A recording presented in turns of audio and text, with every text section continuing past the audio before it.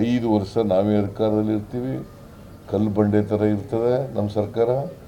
5 ವರ್ಷ ನಾವೇ ಅಧಿಕಾರದಲ್ಲಿ ಇರ್ತೀವಿ, ಕಲ್ಲು ಬಂಡೆ ಥರ ಇರ್ತದೆ ನಮ್ಮ ಸರ್ಕಾರ. 5 ವರ್ಷ ನಾವೇ ಅಧಿಕಾರದಲ್ಲಿ ಇರ್ತೀವಿ, ಕಲ್ಲು ಬಂಡೆ ಥರ ಇರ್ತದೆ ನಮ್ಮ ಸರ್ಕಾರ. ಎಲ್ಲ ರೆವಿನ್ಯೂ ಡಿವಿಷನ್ಗಳಲ್ಲಿ ಕ್ಯಾಬಿನೆಟ್ ಮೀಟಿಂಗ್ಗಳನ್ನ ಮಾಡಬೇಕು ಅಂತ ತೀರ್ಮಾನ ಮಾಡಿ ಗುಲ್ಬರ್ಗಾ ಡಿವಿಷನ್ನಲ್ಲಿ ಕ್ಯಾಬಿನೆಟ್ ಮೀಟಿಂಗ್ ಮಾಡಿದ್ದೀವಿ, ಮೈಸೂರು ಡಿವಿಷನ್ನಲ್ಲಿ ಕ್ಯಾಬಿನೆಟ್ ಮೀಟಿಂಗ್ ಮಾಡಿದ್ದೀವಿ, ಇವತ್ತು ಬೆಂಗಳೂರು ಡಿವಿಷನ್ನಲ್ಲಿ ಕ್ಯಾಬಿನೆಟ್ ಮೀಟಿಂಗ್ ಮಾಡ್ತಾ ಇದ್ದೀವಿ. ಇನ್ನು ಸ್ವಲ್ಪ ದಿನ ಆದಮೇಲೆ ಗುಲ್ಬರ್ಗ ಬೆಳಗಾವಿ ಡಿವಿಷನಲ್ಲೂ ಕೂಡ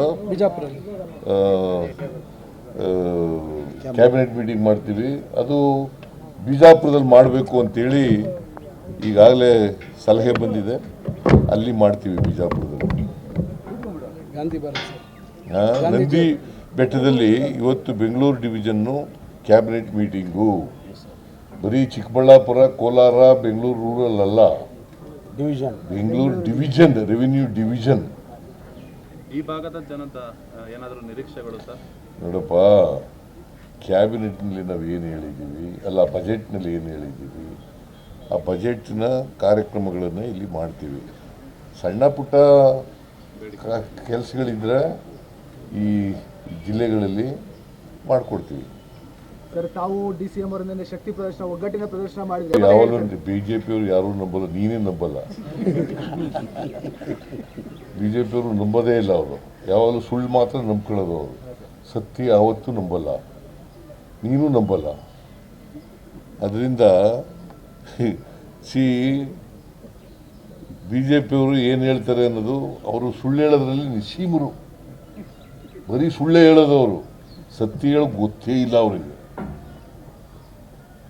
ಅದರಿಂದ ಅವ್ರು ನಂಬ್ತಾರ ಬಿಡ್ತಾರ ನಮಗೆ ಗೊತ್ತಿಲ್ಲ. ನಾವು ಎಲ್ಲ ಒಟ್ಟಾಗಿದ್ದೀವಿ. ನಮ್ಮ ಸರ್ಕಾರ ಈಗಾಗಲೇ ನಾನು ಮೈಸೂರಿನಲ್ಲಿ ಹೇಳಿದ್ದೀನಿ, 5 ವರ್ಷ ನಾವೇ ಅಧಿಕಾರದಲ್ಲಿ ಇರ್ತೀವಿ, ಕಲ್ಲು ಬಂಡೆ ಥರ ಇರ್ತದೆ ನಮ್ಮ ಸರ್ಕಾರ, ಗಟ್ಟಿಯಾಗಿ.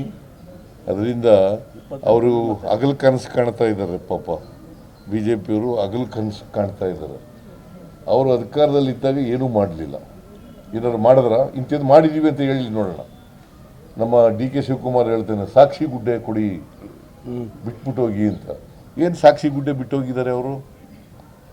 ನೀರಾವರಿ, ಇರಿಗೇಷನ್ನು, ಆಮೇಲೆ ರೂರಲ್ ಡೆವಲಪ್ಮೆಂಟು, PWD, ಆಮೇಲೆ ಎಜುಕೇಷನ್ನು, ಆಮೇಲೆ ಹೆಲ್ತು, ಎಲ್ಲಿ ಬಿಟ್ಟಿದ್ದಾರೆ?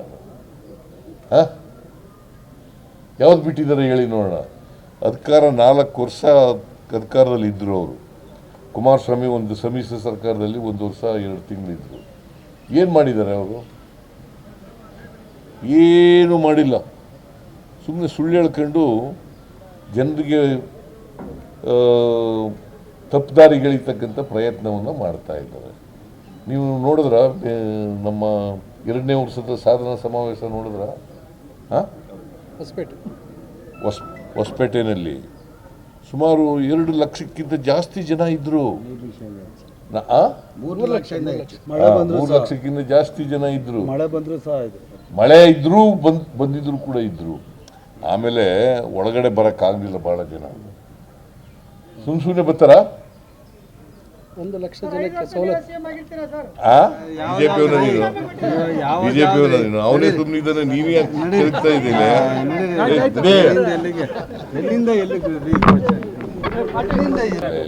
ನೋಡಪ್ಪ, ಒಂದು ವೇಳೆ ನಿಮ್ಗೆ ಆ ಥರ ಇದ್ರೆ ಆನ್ಲೈನ್ ಮೇಲೆ ಮಾಡಿ.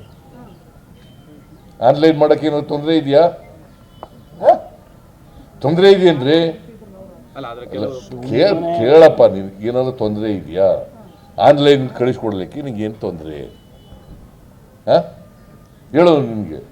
ಆನ್ಲೈನಲ್ಲಿ ಅಕ್ಸೆಪ್ಟ್ ಮಾಡ್ತೀವಿ, ಮನೆಗೆ ಹೋದ್ರೆ ಅಕ್ಸೆಪ್ಟ್ ಮಾಡ್ತೀವಿ, ಮೀಟಿಂಗ್ಗಳಲ್ಲಿ ಅಕ್ಸೆಪ್ಟ್ ಮಾಡ್ತೀವಿ. ಯಾವುದಾದ್ರು ಈ ದಾರಿಗಳಲ್ಲಿ ಯಾವುದಾದ್ರು ಒಂದು ದಾರಿನಲ್ಲಿ ನೀವು ನಿಮ್ಮ ಜಾತಿ ಹೇಳ್ಕೋಬೇಕು. ಅದು ಪರಿಶಿಷ್ಟ ಜಾತಿ ಮಾತ್ರ. ಪರಿಶಿಷ್ಟ ಜಾತಿ 101 ಜಾತಿಗಳಿದೆ. ಪರಿಶಿಷ್ಟ ಜಾತಿ, ಪರಿಶಿಷ್ಟ ವರ್ಗ, ಅವರು ಮಾತ್ರ ಸರ್ವೆ ಮಾಡ್ತಾ ಇರೋದು. ನಾವು ಪರಿಶಿಷ್ಟ ಜಾತಿ, ಪರಿಶಿಷ್ಟ ವರ್ಗ, ಪರಿಶಿಷ್ಟ ಜಾತಿಗಳು ಸರ್ವೆ ಮಾಡ್ತಾ ಇದ್ದೀವಿ. ಬಟ್ ಅಧಿಕಾರಿಗಳು ಮಾಡಿದ್ದೀವಿ ಅಂತ ರುಜು ಹಾಕ್ಬಿಟ್ಟು ಹೋಗ್ತಿದ್ದಾರೆ. ಎಲ್ರಿಗೂ ಆನ್ಲೈನಲ್ಲಿ ಮಾಡಕ್ ಬರಬೇಕಲ್ಲ ಆ ವರ್ಗದ ಜನಕ್ಕೆ ಅಂತ. ನೋಡಪ್ಪ, ನಿನಗೆ ಮನೆಗೆ ಬಂದಿರ್ತಾರೆ, ಅಲ್ಲಿ ಕೊಡಲಿಲ್ಲ ಅಂತಂದರೆ ಅಂಟಿಸ್ಬಿಟ್ಟು ಹೋಗ್ತಾರೆ. ಇಲ್ಲದೆ ಹೋದರೆ ಹೇಳದೆ ಹೋದರೆ ಜಾತಿ ಹೇಳದೆ ಹೋದರೆ ಅಂಟಿಸ್ಬಿಟ್ಟು ಹೋಗ್ತಾರೆ. ಅದಕ್ಕೆ ನಾವೇನು ಮಾಡಿದ್ದೀವಿ, ಕೆಲವರಿಗೆ ಸೋಷಿಯಲ್ ಸ್ಟಿಗ್ಮಾ ಇರಬೇಕು. ಬೆಂಗಳೂರು ನಗರದಲ್ಲಿ ಸೋಷಿಯಲ್ ಸ್ಟಿಗ್ಮಾ ಇರಬೇಕು. ಅದಕ್ಕೋಸ್ಕರವಾಗಿ ಆನ್ಲೈನ್ ಮೂಲಕ ಮಾಡಿಬಿಡಿ. ನಿಮ್ಗೆ ಯಾರು ಗೊತ್ತಾಗಲ್ವಲ್ಲ, ಯಾರು ಕೇಳೋದಿಲ್ವಲ್ಲ, ಆನ್ಲೈನ್ ಮೂಲಕ ಮಾಡಿ.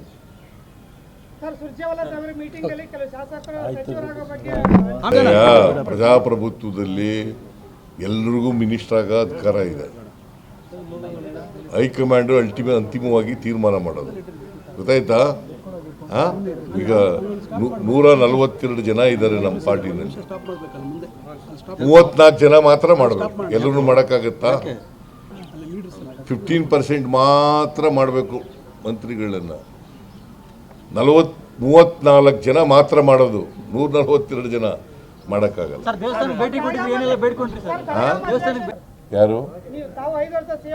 ಹೌದು, ನಾನೇ. ನಿನಗೆ ಯಾಕೆ ಅನುಮಾನ ಬಂದಿದೆ? ಯಾರು? ಅವರು ನಮ್ಮ ಹೈಕಮಾಂಡ. ನಮ್ಮ ಹೈಕಮಾಂಡ್ ಏನ್ರಿ ಅವರು? Ashoka is a BJP man, Vijendra is a BJP man ಅಲ್ವಾ? Narayana Swamy is a BJP man. ಅವ್ರು ಹೇಳಿದ್ರೆ ನೀವು ಬರ್ದು ಬಿಡೋರ? ವೆರಿಫೈ ಮಾಡಬೇಕಾ ಬೇಡ? ಅದಕ್ಕೆ ನಾನು ಹೇಳೋದು ಬರೆಯ.